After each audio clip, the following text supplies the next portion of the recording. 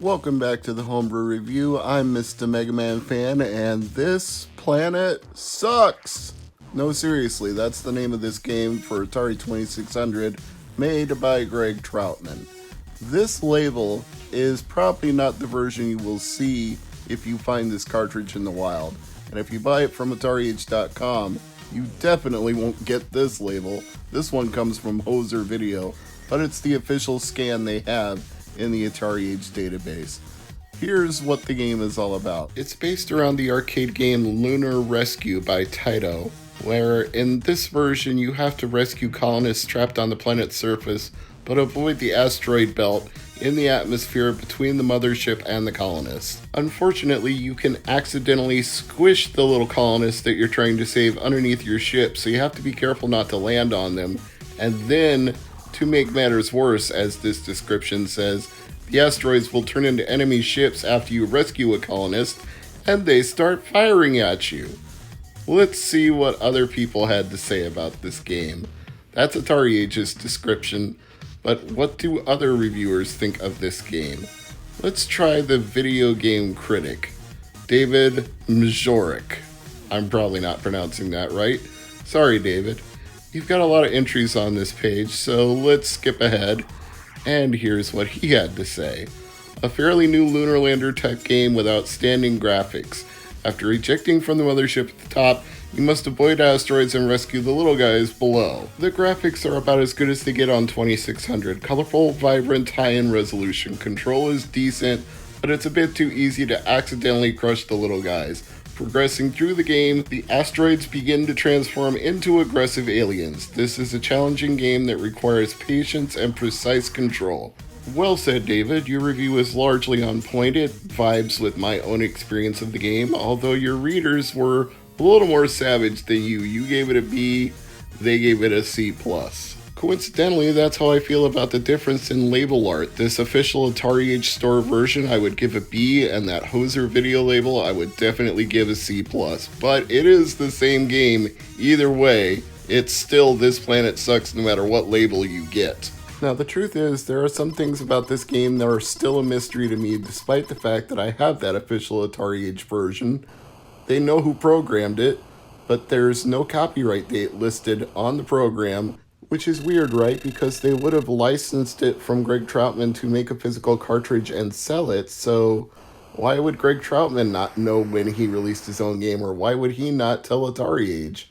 It's definitely before 1999 if that's the year the video game critic reviewed it, which would make it one of the earliest homebrew games for Atari VCS.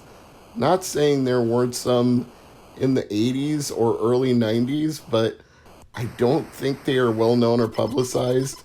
The first one that I really know of that existed before this was Rob Fulop's Cubicolor, which has become infamous in collecting circles for a variety of reasons that would take too long to go into right now. But aside from that, I would say This Planet Sucks is a very early example of a homebrew game on this platform, and it is every bit as challenging as the video game critic has described it to be. I find it way too easy to crush the little colonists that I'm trying to rescue, and then trying to avoid all of the asteroids that have turned into UFOs that are shooting at you is equally daunting once you make your way back from the planet's surface to the atmosphere. And you can't just escape the atmosphere in your lunar lander. No, that won't do. You have to dock with the ship that you launched the lunar lander from, and you have to be pretty close to pixel perfect. You have to get it right in there. If you're off to the left or the right, there's no tolerance. You gotta stick the landing. You get the ship back in there or it doesn't count. And there's also a timer that counts down when you rescue the colonists, so if you don't avoid the UFOs that are shooting at you and make your way back to the ship in fast enough time and the timer runs out, that's equivalent to being shot down by the UFO. You lose a life. So you get kind of, how shall I say, sandwiched on both sides. The candle burns at both ends. You can't win for losing. See, I just ran out of time there. Even though I had successfully rescued the guy and avoided all the UFOs, it still killed me because I didn't dock it in time. So you got to be fast but you also got to be careful.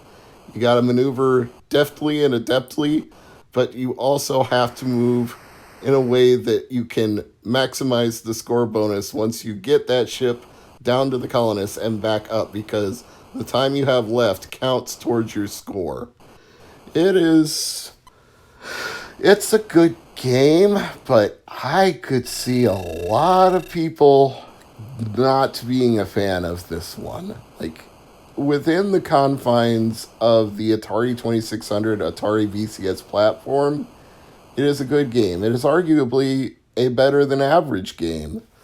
At the same time, if you're not willing to be patient, you can make quick mistakes like that. Like, you have to wait for this docking ship to move back and forth on its own, and you press the fire button to release your ship and descend through the atmosphere. And if you get trigger happy and don't wait, you can crash right into one of those asteroids. So it's punishing. It doesn't reward you for being fast, but then it doesn't reward you for being slow either. Greg Troutman was definitely onto something when he created this game. He did successfully adapt Lunar Rescue to an Atari 2600, but maybe that's just a tribute to how difficult Taito's original game was, that this game can be equally frustrating. It makes me want to play Jupiter Lander instead, because that was like Lunar Rescue, except you didn't actually have to rescue anything, or you didn't have to avoid any asteroids. You just had to land your lander on the platform, and you'd get bonus points for how much fuel you had left. The bottom line here is, I'm not telling you that this planet sucks. I'm just saying that it is a very difficult game if you're not prepared for it. And if it's your first Atari Age homebrew game, you might want to go with something that's a little less punishing for not being absolutely perfect. I'm Mr. MegaManFan. This is Homebrew Review. Shout out to Greg Troutman and to Atari Age. Thanks for watching.